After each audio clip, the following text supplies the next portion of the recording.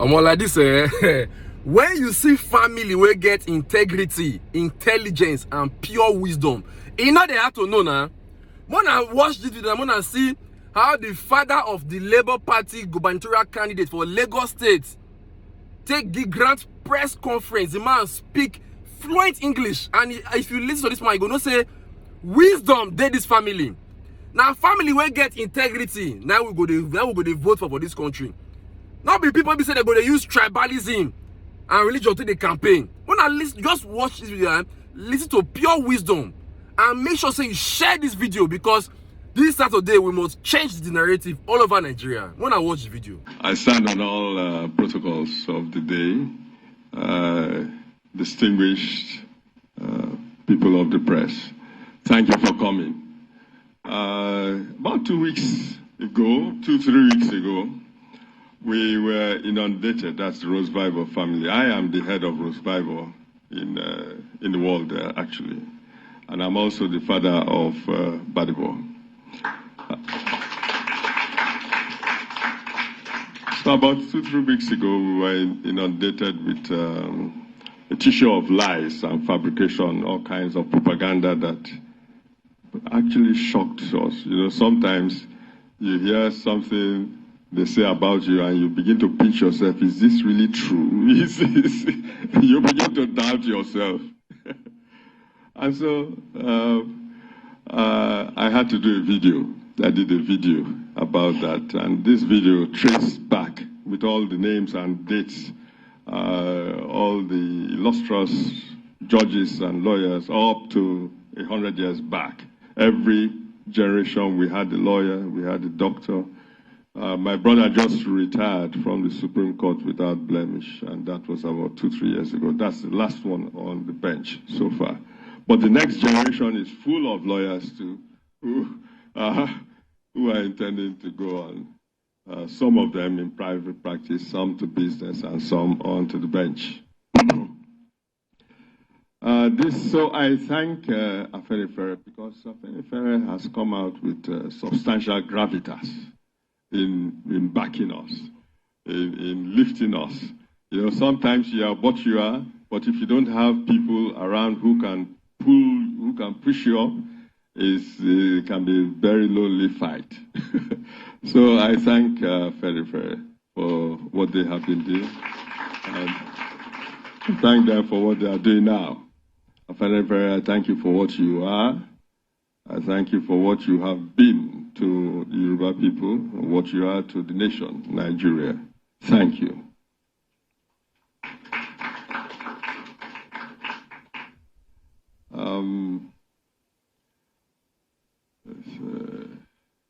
It is true that there's this momentum that commenced at the point of SARS, EndSARS.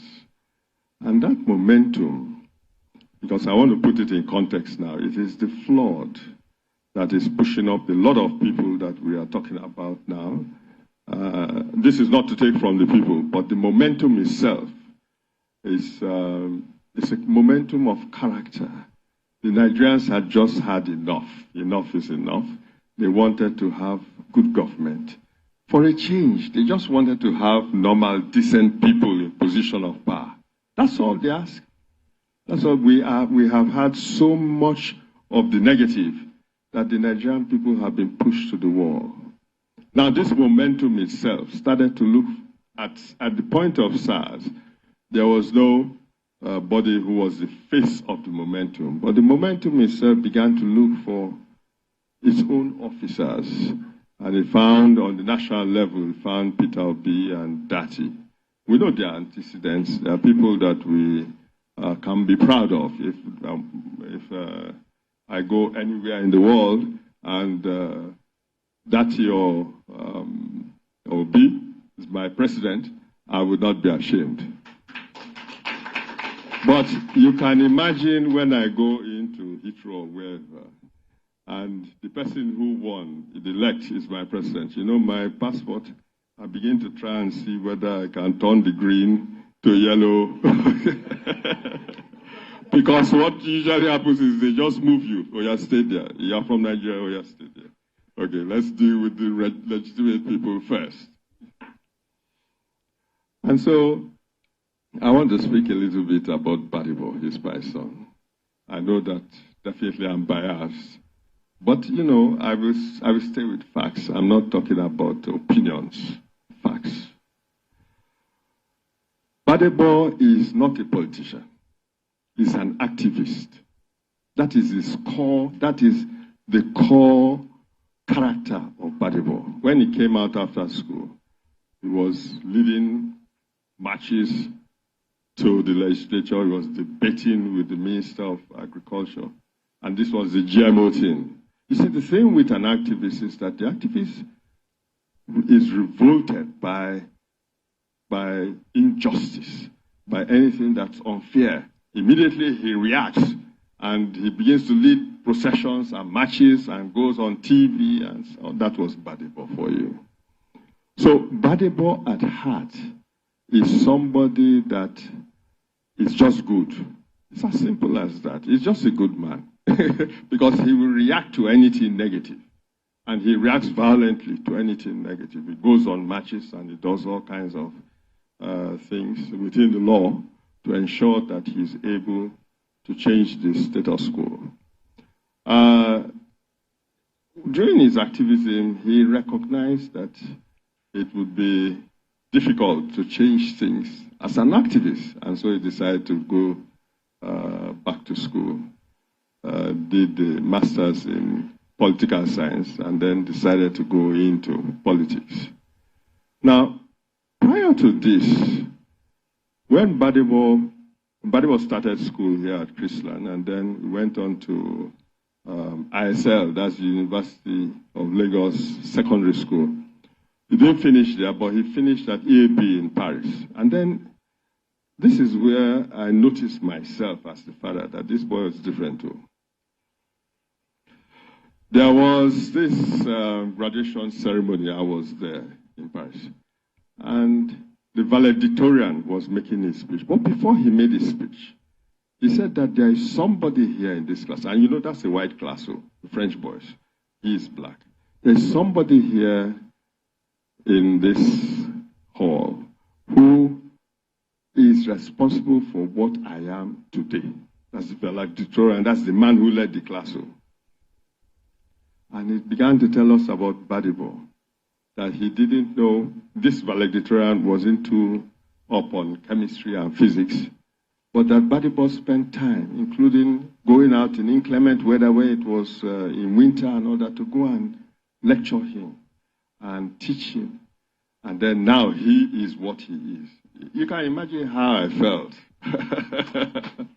I was sitting there, and you know, he is not the valedictorian, but the valedictorian himself is admitting that this is the person who made him what he is. So you find that Badibo has this spirit of love. He has the spirit of, he can easily go into your situation and understand your situation and sit down with you and find a solution to it. This is what he brings to government. The second anecdote that I recall was one day at MIT. I called him and we were talking. He says he's spending 3 days, the third day in the studio. I said, what are you doing for 3 days straight in the studio? How you don't sleep? He said, he has a project that he wants to finish, and he's not going to leave that studio until he finishes it. Now, this is his character, and we are talking about character. Badibo will not say that he wants to do certain things and do it halfway. He will finish it. He is rugged enough to finish it. That is Badibo for you. Finally, I want us to recognize the role of God in everything that we are doing. If the people that we are contesting against have had the treasury of Lagos State at their disposal, we are hearing that 2-3 billion, I think, goes to a certain person every month for the last 24 years. Those of you who can do math, I'm not a mathematician, you can calculate and see whether that is not equal to the GDP of somebody. But this is what we are fighting against, and we have prevailed. And who are we? We are just normal people. From Isaleko that we came and stayed. All of us went to school, were lawyers, were judges and all. But we were not politicians. We didn't go into government that we say we are Maxwell somewhere. We are not senators. We are not anybody. We don't have the funds to fight this war. But we have prevailed. That can only be God. And so I want to end by encouraging us that if we can see the writing on the wall, that it is possible to prevail against evil, then please come out on the 11th of March and make it a resounding victory for all of us. Thank you.